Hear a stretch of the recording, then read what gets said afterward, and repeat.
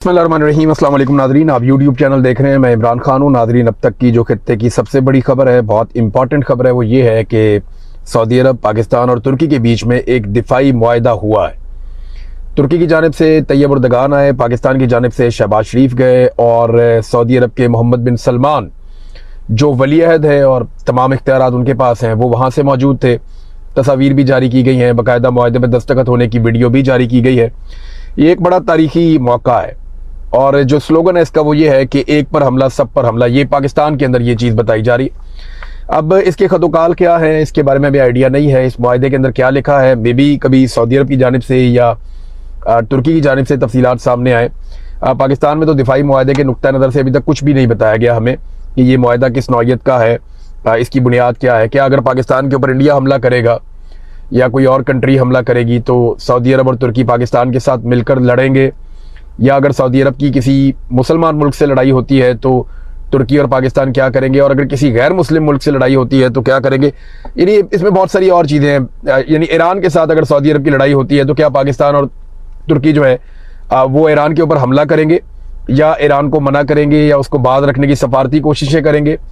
अगर यमन के साथ जो लड़ाई इस वक्त चल रही है हौसियों के साथ सऊदी अरब की, उसमें पाकिस्तान का और तुर्की का क्या किरदार होगा। क्या अमली तौर पे पाकिस्तानी फौजी या तुर्की फौज जो है वो उस हमले के अंदर जवाबी कार्रवाई करेंगे और जाके यमन के खिलाफ कार्रवाई करेंगे, या फिर ये इसराइल के खिलाफ है या कोई ऐसी फोर्सेस के खिलाफ है जो सऊदी अरब के लिए प्रॉब्लम क्रिएट करें।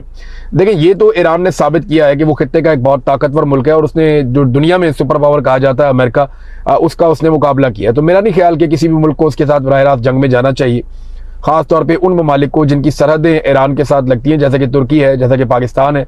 तो इस बात को तो अवॉइड करेंगे। अब ये एक दिफाई नुक्ता नज़र से और सफारती नुक्ता नज़र से एक बड़ी कामयाबी है, इस रीजन की बहुत बड़ी डेवलपमेंट है। लेकिन इसके ऊपर तफसीली बात हम तब कर पाएंगे जिस वक्त ये सारी चीज़ें जो है मंजरे आम पे आएंगी, हमें पता चलेगा कि इस मुआहदे के अंदर एक्चुअली लिखा हुआ क्या है। अब नादरीन, खाना काबा के अंदर दाखिल होने की वीडियो भी जारी की गई शहबाज शरीफ की और आसिम मुनीर की।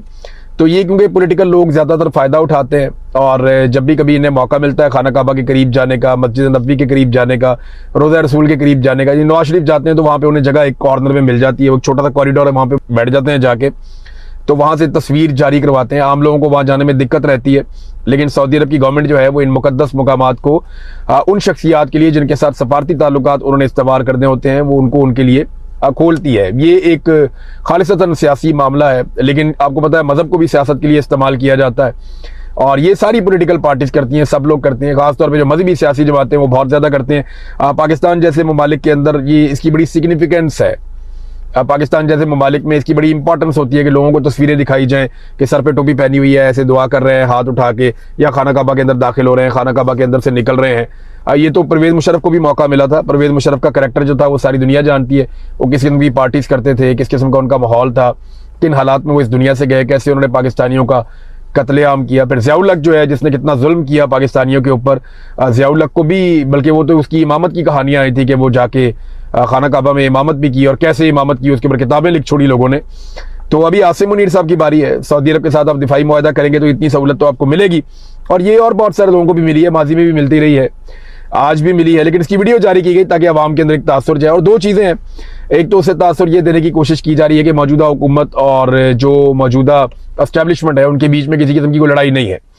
तो ये तो बात पहले से ही सबको पता है कि लड़ाई कोई नहीं है। देखें, अंसार अब्बासी साहब ने इसमें एक पोस्ट की है सोशल मीडिया पे, उसके कमेंट्स उन्होंने बंद किए हैं, लेकिन उन्होंने कहा वो पूछना था कि अभी आपको यकीन है कि 6 माह की डेडलाइन दी गई है शहबाज शरीफ को आसिम मुनीर की जानिब से या एस्टेब्लिशमेंट की जानिब से। तो उन्होंने ये सवाल पूछा। मजे की बात यह है कि सवाल उन्होंने पूछा और कमेंट सेक्शन बंद कर दिया। भाई, अगर आपने पाकिस्तानियों से सवाल पूछना है तो आप कमेंट सेक्शन भी खोल के रखें, तो जवाब आपको यहाँ दे देते हैं। एक तो ये जो खबर दी है कि 6 माह की डेडलाइन है, ये कोई ऐसा नहीं है कि पाकिस्तान तहरीक इंसाफ ने दी है, या ऐसा भी नहीं है कि एंटी एस्टेब्लिशमेंट किसी सहाफ़ी ने खबर दी है। ये उन जर्नलिस्टों ने खबर दी है जिनके एस्टेब्लिशमेंट के साथ इस वक्त अच्छे ताल्लुकात में, वादी में हमारे भी हुआ करते थे, हमें वहाँ से खबरें शबरें मिल जाती थी, हम वहाँ से पता कर लेते थे कि क्या होने जा रहा है, क्या नहीं होने जा रहा है। अभी जो लोग हमें खबर देते हैं वो जरा खुफिया रखते हैं अपने आप को, हम बता भी नहीं पाते किसी का नाम, ये भी नहीं कह पाते कि बहुत बड़ी शख्सियत से बात हुई या मुलाकात हुई। खबरें तो अभी भी निकलती हैं, खबरें तो आती रहती हैं। तो इस वक्त जिनके अच्छे एस्टेब्लिशमेंट के साथ ताल्लुकात हैं और जो एस्टेब्लिशमेंट के साथ ताल्लुकात इंजॉय कर रहे हैं, ये खबरें वहाँ से आई हैं और उन्होंने ये क्लेम किया कि 6 माह का टाइम दिया गया है। तो अंसार अब्बासी साहब को उनसे जाकर पूछना चाहिए, ना कि वो आम आवाम से पूछें और फिर कमेंट बंद कर दें। एक्चुअली उनका इशारा पाकिस्तान तहरीक इंसाफ की जानिब से होता है। मेरा नहीं ख्याल तहरीक इंसाफ ने कभी भी इस बात की उम्मीद की है कि आसिम मुनीर नवाज शरीफ की या शहबाज शरीफ की या जरदारी की हुकूमत गिरा देगा। नहीं, ऐसा नहीं होगा। देखिए, ये एक दूसरे की इंश्योरेंस पॉलिसी है, ये हम सब जानते हैं। हाँ, ये जरूर है कि हाफिज आसिम मुनीर साहब ने ये जाली हुकूमत कायम करके दी है और कठपुतली हुकूमत बनाई है, और वो कठपुतलियों को अपने मुताबिक नचाते हैं, इसको कंट्रोल भी करते हैं पुतली तमाशे को। लेकिन जब उन्हें लगता है कि कोई कठपुतली सही तरह काम नहीं कर रहे तो वो उसकी डोरी खींच भी देते हैं। बाज़-औक़ात थोड़ा सा डोरी को खींचते हैं, डोरी को सेट करते हैं, थोड़ा सा कठपुतली को उठा के उसकी तरह मुरम्मत करके ठीक करके दोबारा खड़ा कर देते हैं स्टेज के ऊपर। तो वो ये जानते हैं कि ओवरऑल उनकी अपनी बचत भी इसमें है कि तमाशा चलता रहे, क्योंकि जब तक ये कठपुतलियां काम करती रहेंगी तो एक जाली तमाशा चलता रहेगा। अगर असली सरकार आ गई तो फिर सबको जवाब देना पड़ेगा। तो ये बात बड़ी सादी और सीधी है कि ये एक दूसरे की इंश्योरेंस पॉलिसी है, इन्होंने एक दूसरे को गिरने नहीं देना। अवाम ने अगर गिराना है तो अवाम ने मिलकर इन सारों को एक साथ गिराना है, और ये एक साथ ही गिरेंगे। जब भी गिरेंगे वो आप और मैं देखेंगे गिरता हुआ। पाकिस्तान के अंदर सिक्योरिटी के बड़े बदतरीन हालात हैं। देखें, हम दिफाई मुआहदों में तो जा रहे हैं, बड़ी अच्छी बात है, लेकिन पाकिस्तान के अंदर जो सिक्योरिटी की सूरत हाल है, क्या वो ठीक है? बड़ा सवाल ये है। इस सवाल का जवाब ये है कि खैबर पख्तूनख्वा जल रहा है, रोजाना की बुनियाद पर धमाके हो रहे हैं, खुद कुछ धमाके हो रहे हैं। रोजाना की बुनियाद के ऊपर हमारे सिक्योरिटी फोर्सेज के लोग अगवा होते हैं, या तो वो वादा करके वापस आते हैं कि वो आइंदा कभी सिक्योरिटी फोर्सेज के लिए काम नहीं करेंगे, या फिर उन्हें जान से मार के उनकी लाशें फेंक दी जाती हैं। तो वहां पे कंट्रोल नहीं है पाकिस्तान की सरकार का। बलूचिस्तान की हालत आप देखें कि अभी बाकायदा जो सरकार है उसने ये अनाउंसमेंट कर दी है कि कल्लात और खुशदार में जो लोग काम करते हैं वो शाम को अपनी दुकानें बंद करें रात होने से पहले, और फिर जब अंधेरा हो जाए तो लोग अपने घरों से ना निकलें। ये हदायत हुकाम की जानिब से जारी की गई हैं बलूचिस्तान में। अब इतनी बुरी सूरत हाल जिस कंट्री में होगी, यानी हमें अपने दिफा के लाले पड़े हुए हैं, हमारे अपने अमन व अमान के बहुत बुरे हालात हैं। हम दुनिया के साथ दिफाई मुआहदे जरूर करें, बहुत इंपॉर्टेंट है। हो सकता है इससे पाकिस्तान को सफारती कामयाबियां मिले, हो सकता है इससे पाकिस्तान को कुछ 4 पैसे मिल जाए, उधार में तेल मिल जाए, बहुत सारी सहूलियत हो सकती है पाकिस्तान को मिले। लेकिन बड़ी बात यह है कि पाकिस्तान के अंदर अमन व अमान कायम करना पाकिस्तान की सिक्योरिटी फोर्सेज की प्राइम रिस्पॉन्सिबिलिटी है। जिन पाकिस्तानियों ने पेट पे पत्थर बांध के पाकिस्तान के अंदर इतनी बड़ी फौज तैयार की, एटम बम तक बना कर दिया, इस फौज को इतना बजट दिया कि इन्होंने दुनिया के बेहतरीन तैयारे, बेहतरीन लड़ाका तैयारे, बेहतरीन एक सिस्टम कायम किया, बहुत सारे हथियार बनाए, खुद भी बनाए, दुनिया से भी खरीदे। तो वो उस अवाम का तहफ़्फ़ुज़ पहली जिम्मेदारी है पाकिस्तान की सिक्योरिटी फोर्सेज की, जिसके अंदर ये मुकम्मल तौर पर अभी कामयाब नहीं हुए। अब नाज़रीन आ जाए जो 2 माह के बाद एक ऐलान किया गया लॉन्ग मार्च का, कि 2 माह के बाद एक मार्च होगा, इस्लामाबाद की जानिब बढ़ेंगे। सुहेल अफरीदी साहब ने इसका ऐलान किया, और कुछ लोग डिफेंड कर रहे हैं जी बड़ा अच्छा किया, ज़्यादा लोग तनकीद कर रहे हैं कि जी अच्छा नहीं किया। सुहेल अफरीदी साहब को ये चाहिए था कि वो जल्दी का ऐलान करते, 14 अगस्त तक की डेडलाइन देते, 15 अगस्त को पूरा खैबर पख्तूनख्वा बंद कर देते, फिर देखी जाती जो होता। क्योंकि इस वक्त हुकूमत के ऊपर बहुत प्रेशर है, हुकूमत इस वक्त बहुत सारे मामलों में फंसी हुई है। हो सकता है कल इससे ज़्यादा फंसी हुई हो, मैं कुछ नहीं कह सकता, क्योंकि हुकूमत की अपनी कारकर्दगी और किस्मत भी है। ये जब से आए फंसे हुए हैं, पाकिस्तान को भी इन्होंने फंसाया हुआ है। लेकिन मामला यह है कि अगर फर्ज करें कि ये 2 माह का टाइम दे दिया गया, जिस पे तनकीद बहुत हो रही है, उस वक्त तक हुकूमत बहुत सारे मामला से अगर निकल गई तो फिर उनकी पूरी तवज्जो होगी पाकिस्तान तहरीक इंसाफ की जानिब। बहरहाल आज तीसरा दिन था, 2 माह का टाइम मांगते हुए ये कहा गया, या इसके जवाब में ये कहा गया कि तैयारी करनी है और तैयारी के लिए वक्त चाहिए। आज तीसरा दिन है, तैयारी कोई दिखाई नहीं दी, तैयारी के हवाले से कोई अपडेट नहीं आई, तैयारी के हवाले से किसी किस्म का कोई मैंने मीटिंग, कोई अपडेट, कोई चीज़ें कि जनाब हमने करना है। तो एक एक मिनट आपका कीमती है, आपने 2 माह का टाइम लिया, तो 2 माह में एक एक दिन को आपको इस्तेमाल करना पड़ेगा, आपको जोर लगाना पड़ेगा। तो अभी तीसरा दिन है, तीसरे दिन तक मैंने कोई ऐसे विजुअल या कोई ऐसी चीज़ नहीं देखी जिसमें मुझे ये लगे कि पाकिस्तान तहरीक इंसाफ या सुहेल अफरीदी की टीम बहुत तेज़ी से तैयारी कर रहे हैं और वो कुछ बड़ा करने जा रहे हैं इस्लामाबाद में जाने के लिए, या वो लाखों लोगों को, 10 लाख 20 लाख लोगों को वो ले जाएंगे। अभी तक तो ऐसा कुछ दिखाई नहीं दिया, बल्कि हो ये रहा है कि उल्टा सोशल मीडिया पे एक जंग चली हुई है। खैबर पख्तूनख्वा के इंफॉर्मेशन के मिनिस्टर हैं शफी जान साहब, उनकी और शहबाज गिल साहब की एक अलग लड़ाई चल पड़ी है। अब ये बड़ा ये नामुनासिब है इस वक्त। देखें, ये इकट्ठे होने का टाइम था, इस वक्त डिवाइड पैदा होनी नहीं चाहिए थी, लेकिन डिवाइड पैदा होगी। इख्तलाफ राय बड़ी अच्छी चीज़ है। देखिए, शहबाज गिल साहब का अपना एक मौक़िफ़ है, अब उसका एहतराम होना चाहिए। आप उससे इख्तलाफ कर सकते हैं, आप इख्तलाफ जरूर करें, लेकिन उसकी जान को आप खतरे में नहीं डाल सकते ये कह के पाकिस्तान पहुंचो या पाकिस्तान आओ।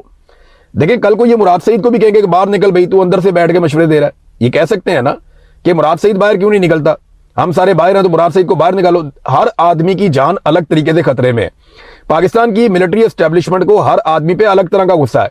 जो जितना ज्यादा इन्फ्लुएंस कर सकता है ना, उसको उतना ज्यादा मारते हैं। वो सबसे ज्यादा इन्फ्लुएंशियल आवाज इमरान खान की है, उन्होंने मुलाकात ही बंद की हुई, उनका पैगाम ही मारना है। तो जिस पे उनको गुस्सा है, जिस पे उनको लगता है कि ये आवाज बड़ी तगड़ी है, ये आवाम में जाके इफेक्ट करती है, उस पर उतना ही ज्यादा गुस्सा होता है। जो जितना ज्यादा मुतासिर कर सकता है वो उतना ही ज्यादा खतरे में है। अब कई लोग जो है वो सख्त बात करते ही नहीं है, तो वो पाकिस्तान के अंदर रह सकते हैं। कई लोग जो है वो बात करते हैं, लपेट के करते हैं, शुगर कोटेड करके करते हैं, वो भी पाकिस्तान में रह सकते हैं। लेकिन जो लोग ब्लंटली ओपनली बोलते हैं उनके लिए जरा मुश्किल होता है। अब कल को देखे ना, मुराद सईद को कोई कह दे कि भाई बाहर निकलो और बाहर निकल के अपनी जान दे दो, तो तुम भी आ जाओ मैदान के अंदर। देखिए, एक दिन तो सबको आना ही पड़ेगा, एक दिन तो सबको इस लड़ाई का हिस्सा बनना ही पड़ेगा। सबको अपने हिस्से की मार खानी पड़ेगी। कईयों ने खा ली है, कई और खा रहे हैं, कईयों को और खानी पड़ेगी। तो ये लड़ाई बड़ी लंबी है, अभी इतनी जल्दी खत्म नहीं होगी। ये इमरान खान साहब के बाहर आने के बाद, इमरान खान साहब के इक्तदार में आने के बाद भी ये लड़ाई खत्म नहीं होगी। शायद किसी मौके पे पाकिस्तान तहरीक इंसाफ के लिए खत्म हो जाए, लेकिन पाकिस्तानी अवाम के लिए लड़ाई चलती रहेगी जब तक कि पाकिस्तान की मिलिट्री एस्टेब्लिशमेंट से पाकिस्तान का कब्जा वापस नहीं ले लिया जाता। तो आपस में लड़ने का फायदा कोई नहीं है। बड़ी नामुनासिब बात है कि आप किसी की जान से खेलें। इख्तलाफ जरूर करें, उनका मौक़िफ़ कुछ और हो सकता है, गलत भी हो सकता है, ठीक भी हो सकता है। आपका मौक़िफ़ कुछ और हो सकता है, गलत भी हो सकता है, ठीक भी हो सकता है। लेकिन इस बुनियाद के ऊपर यह कहना, किसी को ताने देना और उसको यह कहना कि तू मौत के मुंह में आ जा, सीधा आके अपनी कुर्बानी दे दे, कोई गारंटी दे सकता है कि पाकिस्तान के अंदर शहबाज गिल आएगा तो उसको जान से नहीं मार दिया जाएगा, या उसको जान से चले ना मारे उसको जेल में नहीं डाल दिया जाएगा, या उसको बिल्कुल इर्रेलेवेंट नहीं कर दिया जाएगा। जो लोग पाकिस्तान में उनको तो बचा नहीं सके। सनम जावेद खैबर पख्तूनख्वा के अंदर थी, वहां से उठा के ले गए, आप लोग आज तक पता ही नहीं कर सके।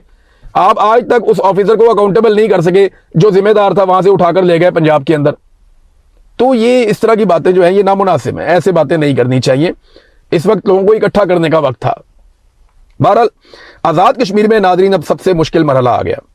ये जो पुंछ का इलेक्शन है ना, यहाँ पे देखें बड़े पैमाने पे लोग निकल कर बैठे हुए हैं। यहाँ पे धरने भी चल रहे हैं, लोग भी बड़े सख्त हैं, एहतजाज भी कर रहे हैं। 10 तारीख को यहाँ पे इलेक्शन करवाया जाएगा और ये इलेक्शन जैसे भी करेंगे, 2 नंबरी से करेंगे, फ्रॉड से करेंगे। ये दिन 10 तारीख का जो है दिन है ना, उसमें भी घंटे उतने ही है। यानी 10 तारीख रात 12 बजे शुरू होगी और अगली रात 12 बजे खत्म हो जाएगी। उसके अंदर भी 24 घंटे ही हैं।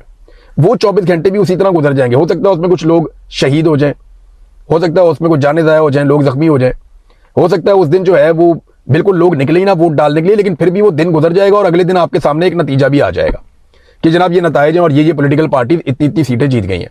मैंने आपसे कहा था ना कि ब्रिगेडियर फाइक को नवाज शरीफ से इश्क है और वो नवाज शरीफ को हुकूमत बनाकर देगा। बहुत लोग ये कहते थे शायद पीपल्स पार्टी को बनाकर देगा, मुझे लगता था नवाज शरीफ को बनाकर देगा। बहरहाल, ब्रिगेडियर फाइक ने नवाज शरीफ को बहुत सर्व किया है, बहुत प्यार किया है नवाज शरीफ से, बड़ा इश्क किया नवाज शरीफ से, और वो नजर भी आता है। तो अब ये जब 11 तारीख आएगी तो उसके बाद चीजें नॉर्मलाइज की जाएंगी, PMLN को हुकूमत दे दी जाएगी। और एक बात याद रखिएगा, नून लीग और पीपल्स पार्टी दोबारा LP के साथ जुड़ जाएंगे। आप ये देखिएगा, इक़्तिदार के अंदर दोनों इकट्ठे हो जाएंगे, दोनों इस्लामाबाद में बैठेंगे और दोनों बैठकर पूरी तवज्जो से पाकिस्तान तहरीक इंसाफ को फिर से मारेंगे। ये बात आप लिख के रख लीजिए। नून लीग और पीपल्स पार्टी दोनों मिलकर पाकिस्तान तहरीक इंसाफ को दोबारा मारेंगे, तसल्ली से मारेंगे। और सुहेल अफरीदी साहब की हुकूमत भी जा सकती है, खैबर पख्तूनख्वा में इमरजेंसी लग सकती है, गवर्नर राज लग सकता है। तो ठीक है, लगने दें, वैसे भी उनकी कौन सी हुकूमत है, उनके पास इख्तियारात है ही नहीं। जितने इख्तियारात हैं वो भी हमें दिखाई दे रहे हैं। तो नाजरीन, ये जो नूरा कुश्ती का मरहला था ये बिल्कुल एंड पे पहुंच गया है। जो इख्तिदार की LP है वो दोबारा नून लीग को और पीपल्स पार्टी को जोड़ देगी। इस मरहले के बाद पीपल्स पार्टी के पास गिलगित बल्तिस्तान में और नून लीग के पास आज़ाद कश्मीर में हुकूमत आ चुकी है। और एक और चीज़ भी होने जा रही है, याद रखिएगा, एक सजेशन ये भी है कि आने वाले दिनों में खैबर पख्तूनख्वा और बलूचिस्तान दोनों में इमरजेंसी नाफिज कर दी जाए और दोनों की हुकूमतें ख़त्म कर दी जाए ताकि बैलेंस किया जा सके। जी बहुत खतरनाक लड़ाई चल रही है तो हमने ये कर दिया। ये एक तजवीज़ है जिसपे एक बहस भी हुई है। दूसरा, आपको पता है नए सूबे इन्होंने बनाने हैं और बहुत सारे सूबे बनाने हैं। पंजाब को कई हिस्सों में डिवाइड करना है, सिंध को कई हिस्सों में डिवाइड करना है। ये होना चाहिए, मैं आपको फिर कह रहा हूं, ये होना चाहिए। रवायती सियासी खानदान इस बात के खिलाफ है, लेकिन ये होना चाहिए। जितने ज़्यादा सूबे इंतजामी यूनिट छोटे छोटे बनेंगे उतना ज़्यादा परफॉर्मेंस का मुकाबला होगा और उतनी ज़्यादा पॉलिटिकल पार्टीज को मौका मिलेगा, उतना ज़्यादा इक़्तिदार नीचे तक मुंतकिल होगा। लेकिन ये सारा कुछ पाकिस्तान के अवामी मुंतखब नुमाइंदों को करना चाहिए। आसिम मुनीर साहब को या उनके ब्यूरोक्रेट्स को या एक मोहसिन नकवी जैसे आदमी को जिसका सियासत में कोई स्टेक नहीं है, ऐसे लोगों को हक नहीं पहुंचता कि वो पाकिस्तानियों का फैसला करें जिन्होंने कभी वोट ही नहीं लिया। तो ये जिन लोगों को लोग वोट डालते हैं वो लोग ये फैसला करें। आप एक नया इलेक्शन करवा दें पाकिस्तान में, जो भी हुकूमत बने बैठ के बात करें, नए सूबे बनाएं, ज्यादा सारे सूबे बनाएं और कोशिश करें। अगर सूबे बन जाते हैं और सारी पॉलिटिकल पार्टीज आज भी बैठ जाती हैं, ऑल पार्टीज कॉन्फ्रेंस आप करवा लें। एक रेफरेंडम का भी कहा जाता है कि ना, रेफरेंडम का एक ऑप्शन है, बहुत जगह पे बड़े अरसे से डिस्कस हो रहा है कि रेफरेंडम करवा देंगे पाकिस्तान में कि नए सूबे बनने चाहिए नहीं बनने चाहिए।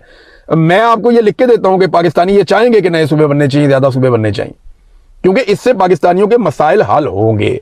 बहुत सारे सहाफी हैं जिनसे मेरी बात हुई, वो चाहते हैं कि नए सूबे बने, लेकिन ये इस बुनियाद पे ना बने कि फौज ने कंट्रोल अपना कितना बेहतर करना है, इस बुनियाद पे ना बने कि हम कैसे लोगों के ऊपर रूल करेंगे, इस बुनियाद पे बने कि इंतजामी मामला कैसे ठीक होंगे, इस बुनियाद पे बने कि लोगों के मसाइल कैसे हल होंगे, तो वो सबसे बेहतर है। नाज़रीन, जाते जाते खबर मैं आपको देता हूं, ये जस्टिस मुसर्रत हलाली साहिबा सुप्रीम कोर्ट से रिटायर हो गई।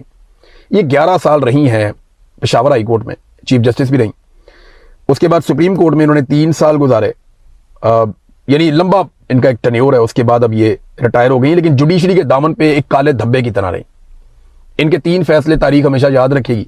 वैसे तो इन्होंने हमेशा एस्टेब्लिशमेंट की बी टीम का काम किया। एक इनका फैसला था जिसमें इन्होंने बल्ले का निशान छीन लिया था काजी फायद ईसा के साथ मिलकर। दूसरा इनका एक फैसला याद रखा जाएगा कि सिविलियंस का फौजी अदालतों में ट्रायल होना चाहिए, ये इसके हक में थी। और तीसरा इनका ये फैसला याद रखा जाएगा कि मखसूस नशिस्तें अवाम ने जिसको वोट दिया उनसे छीन कर माले गनीमत की तरह इन्होंने दूसरी पॉलिटिकल पार्टीज में बांट दी। ये 3 फैसले स्याह धब्बे की तरह इनके दामन पे रहेंगे, और अदलिया के ऊपर जो काले धब्बे लगे हैं उनमें से एक धब्बे का नाम मुसर्रत हलाली साहिबा था, मादरत के साथ, और ये इसी नाम के साथ रिटायर हो गई। काजी फायद ईसा की तरह ये भी तारीख में कहीं गुम हो जाएंगी, लेकिन लोग इनको हमेशा उन किरदारों की तरह याद रखेंगे जिन्होंने पाकिस्तान की अदलिया को बर्बाद करने में अपना किरदार अदा किया। अब इनसे जब पूछा गया कि आपको क्या लगता है कि आपने कोई अच्छे फैसले दिए हैं, तो इन्होंने 2 फैसले बताए अपनी जिंदगी के, 14 साल के करियर में 2 फैसले। एक इन्होंने कहा जी तनसीखे निसा को खुला में तब्दील करने का फैसला, और एक इन्होंने कहा जी कोई बंदा बेगुनाह जेल काट रहा था 16 साल से, मैंने उसको रिहा करवा के हरजाना अदा करवाया था।